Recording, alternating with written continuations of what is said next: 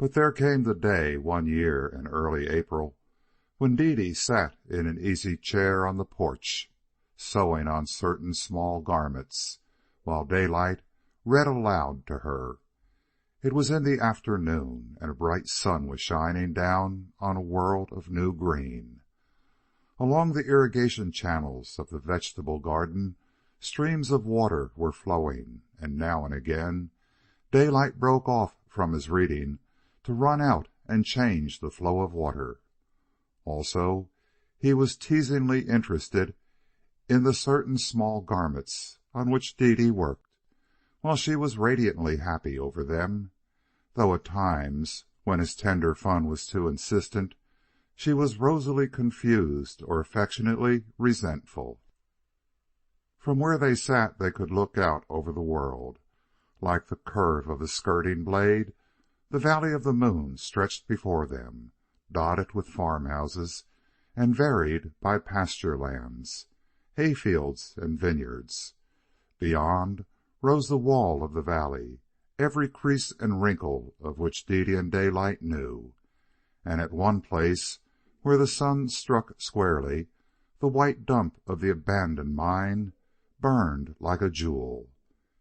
In the foreground, in the paddock by the barn, was Mab, full of pretty anxieties for the early spring foal that staggered about her on tottery legs. The air shimmered with heat, and altogether it was a lazy, basking day. Quail whistled to their young from the thicketed hillside behind the house. There was a gentle cooing of pigeons, and from the green depths of the big cañon arose the sobbing wood note of a mourning dove. Once there was a warning chorus from the foraging hens, and a wild rush for cover as a hawk, high in the blue, cast its drifting shadow along the ground. It was this, perhaps, that aroused old hunting memories in Wolf. At any rate, Dede and Daylight became aware of excitement in the paddock, and saw harmlessly reenacted a grim old tragedy of the younger world.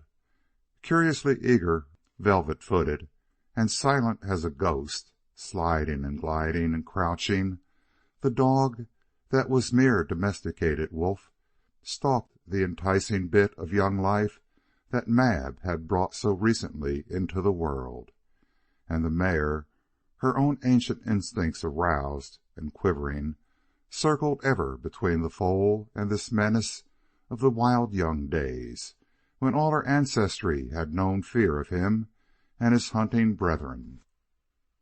Once she whirled and tried to kick him, but usually she strove to strike him with her forehoofs, or rush upon him with open mouth and ears laid back in an effort to crunch his backbone between her teeth. And the wolf dog, with ears flattened down and crouching, would slide silkily away, only to circle up to the foal from the other side and give cause to the mare for new alarm. Then Daylight, urged on by Dede's solicitude, uttered a low, threatening cry, and Wolf, drooping and sagging in all the body of him in token of his instant return to man's allegiance, slunk off behind the barn. It was a few minutes later that Daylight, breaking off from his reading to change the streams of irrigation, found that the water had ceased flowing. He shouldered a pick and shovel, took a hammer and a pipe wrench from the tool house, and returned to Dede on the porch. "I reckon I'll have to go down and dig the pipe out," he told her. "It's that slide that's threatened all winter. I guess she's come down at last." "Don't you read ahead now," he warned, as he passed around the house and took the trail that led down the wall of the cañon. Halfway down the trail he came upon the slide. It was a small affair, only a few tons of earth and crumbling rock, but starting from 50 feet above, it had struck the water pipe with force sufficient to break it at a connection. Before proceeding to work, he glanced up the path of the slide, and he glanced with the eyes of the earth-trained miner. And he saw what made his eyes startle and ceased for the moment from questing farther. "Hello," he communed aloud. "Look who's here." His glance moved on up the steep broken surface and across it from side to side. Here and there in places small twisted manzanitas were rooted precariously, but in the main, save for weeds and grass, that portion of the cañon was bare. There were signs of a surface that had shifted often as the rains poured a flow of rich eroded soil from above over the lip of the cañon. "A true fissure vein, or I never saw one," he proclaimed softly. And as the old hunting instinct had aroused that day in the wolf dog, so in him recrudesced all the old hot desire of gold hunting. Dropping the hammer and pipe wrench, but retaining pick and shovel, he climbed up the slide to where a vague line of outputting but mostly soil-covered rock could be seen. It was all but indiscernible, but his practiced eye had sketched the hidden formation which it signified. Here and there, along this wall of the vein, he attacked the crumbling rock with a pick and shoveled the encumbering soil away. Several times he examined this rock. So soft was some of it that he could break it in his fingers. Shifting a dozen feet higher up, he again attacked with pick and shovel.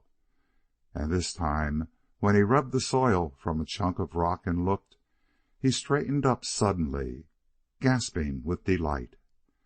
And then, like a deer at a drinking pool, in fear of its enemies, he flung a quick glance around to see if any eye were gazing upon him.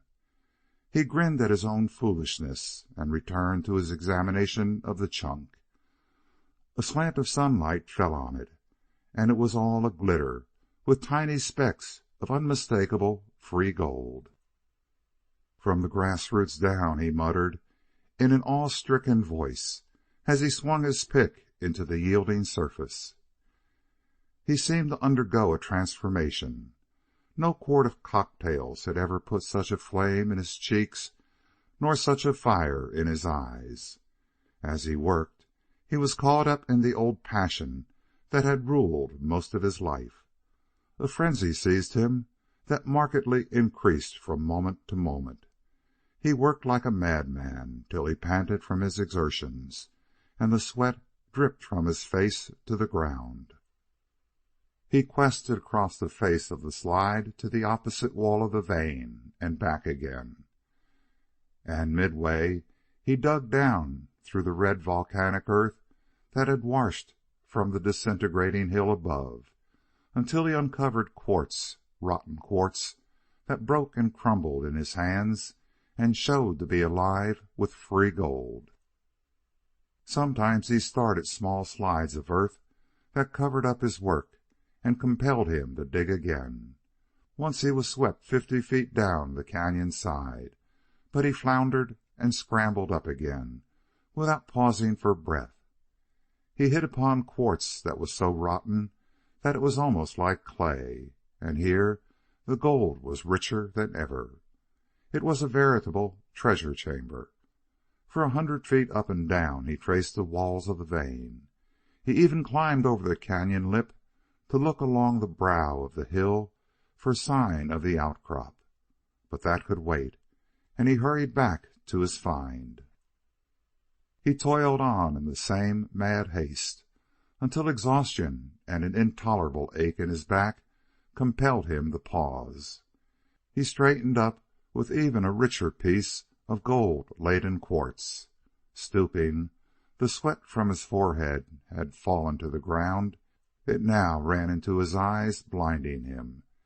He wiped it from him with the back of his hand and returned to the scrutiny of the gold.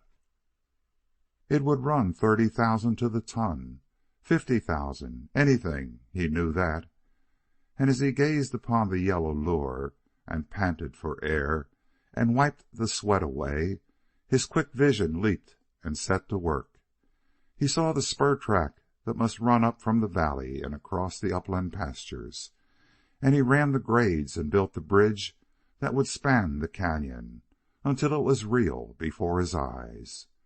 Across the cañon was the place for the mill, and there he erected it, and he erected also the endless chain of buckets suspended from a cable and operated by gravity that would carry the ore across the cañon to the quartz crusher.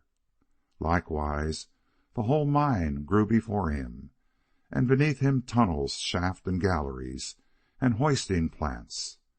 The blasts of the miners were in his ears, and from across the cañon he could hear the roar of the stamps.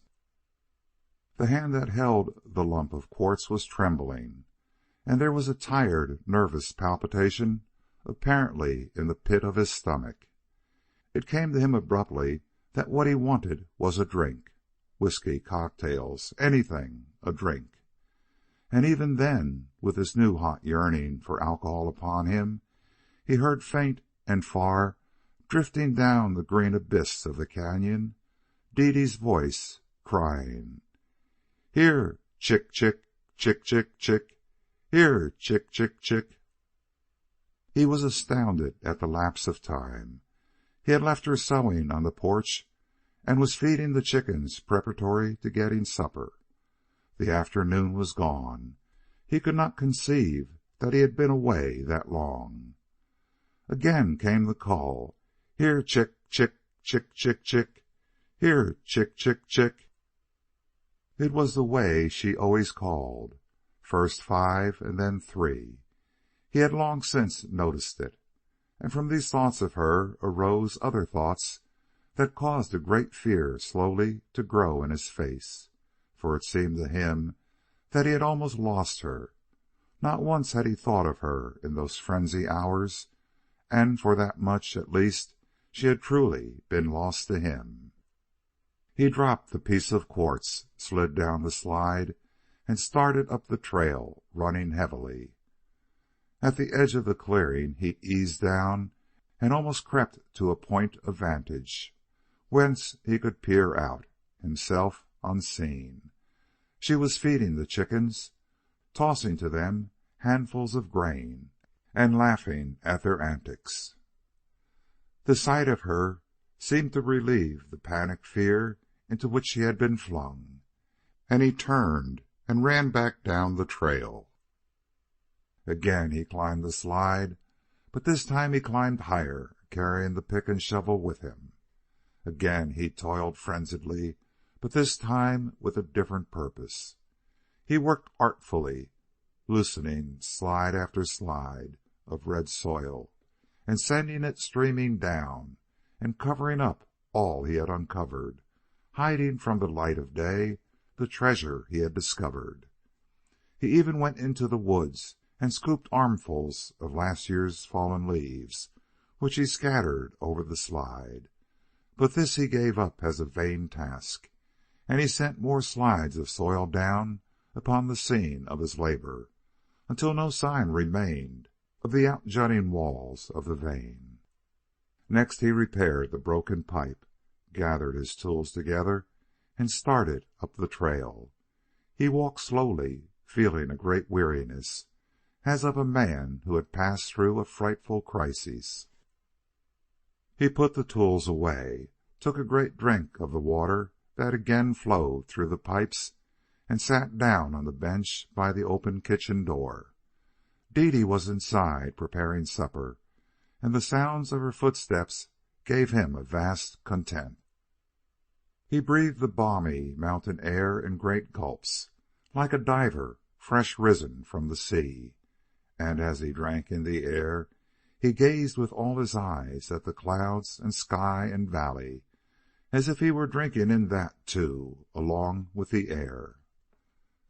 Dede did not know he had come back, and at times he turned his head and stole glances in at her efficient hands, at the bronze of her brown hair that smoldered with fire when she crossed the path of sunshine that streamed through the window, at the promise of her figure that shot through him a pang most strangely sweet and sweetly dear. He heard her approaching the door, and he kept his head turned resolutely toward the valley. And next he thrilled, as he had always thrilled, when he felt the caressing gentleness of her fingers through his hair.